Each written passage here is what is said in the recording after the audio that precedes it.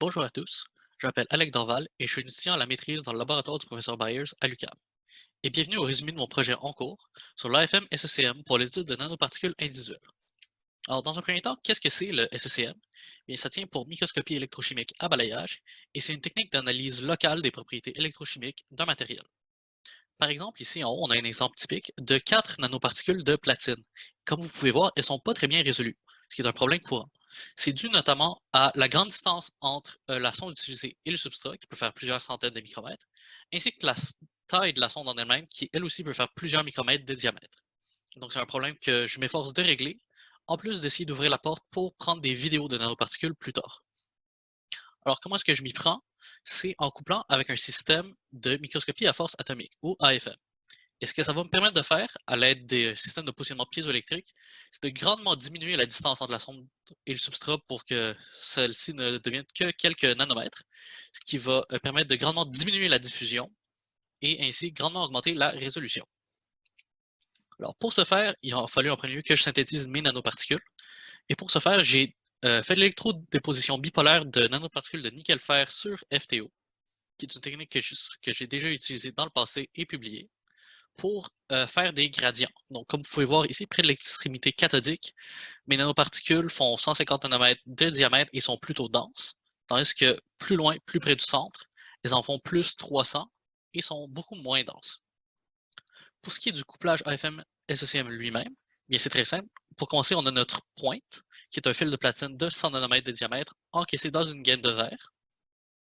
Cette pointe-ci est ensuite placée sur un diapason qui va nous permettre notre système de feedback AFM et donc nous donner nos données topographiques. Ensuite, pour ce qui est des autres électrodes, c'est un montage électrochimique standard. Donc, on a une électrode de référence en AG-AGCL, ainsi qu'un grillage de platine comme électrode auxiliaire. Et bien sûr, notre deuxième électrode de travail qui est nos nanoparticules. Pour ce qui est de la réaction étudiée, parce que c'est un système qui marche très bien avec les nanoparticules de nickel-fer, j'ai choisi de générer de l'oxygène sur mes nanoparticules et de les réduire à la pointe. Avant de pouvoir commencer à prendre des images, il a fallu que je caractérise mon substrat et ma pointe. Et donc, on peut voir ici sur le substrat que la forme est très typique des nanoparticules de nickel-fer, avec une génération de l'oxygène autour de 0.6-0.7 volts, versus référence bien sûr. Et pour ce qui est de la réduction de l'oxygène à la pointe, on peut voir que la forme est typique de la réaction observée, mais surtout qu'on peut remarquer une augmentation du courant observé lorsque le substrat est en train de produire de l'oxygène, qui est tout ce qu'on a besoin pour pouvoir détecter notre réaction. Et donc, par la suite, on a pu passer à essayer de prendre des images. Dans un premier temps, on essaie de prendre des images faisant varier le potentiel de pointe. Et on peut voir que plus le potentiel est négatif, plus la topographie devient claire sur les images électrochimiques en vert.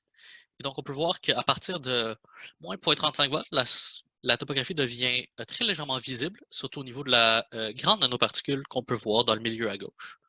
Puis après ça, à moins 0.5 et moins 0.7, cette dernière devient très visible. Cependant, on peut voir un problème dans le positionnement FM et on peut voir que les images ne sont pas parfaitement superposables, ce qui est dû à des erreurs de positionnement dans le système piézoélectrique.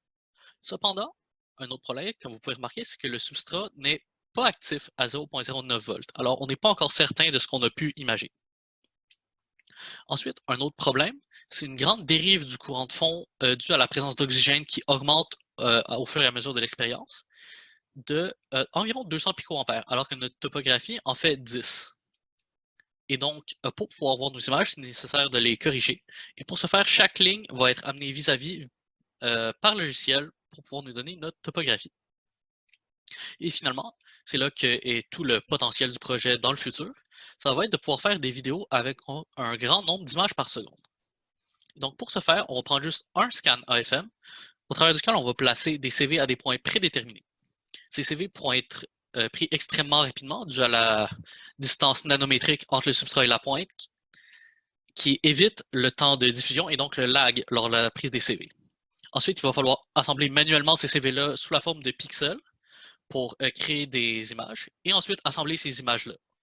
Donc, c'est quelque chose qui va prendre du temps et qui limite le nombre de CV qu'on peut prendre et donc la résolution de notre image électrochimique, mais c'est un procédé qui peut être automatisé. Et donc, on va pouvoir augmenter la résolution avec le temps. Et donc, pour conclure, on a pu obtenir une résolution qui est à peu près semblable à ce qui était attendu dans la littérature. Notre sensibilité est excellente une fois corrigée, avec environ 10 picoampères de pic à pic. Ça ouvre la porte vers la prise de vidéo. Cependant, comme j'ai dit, on doit corriger les images et on a quelques améliorations à apporter au montage pour éviter la dérive. Merci de m'avoir écouté.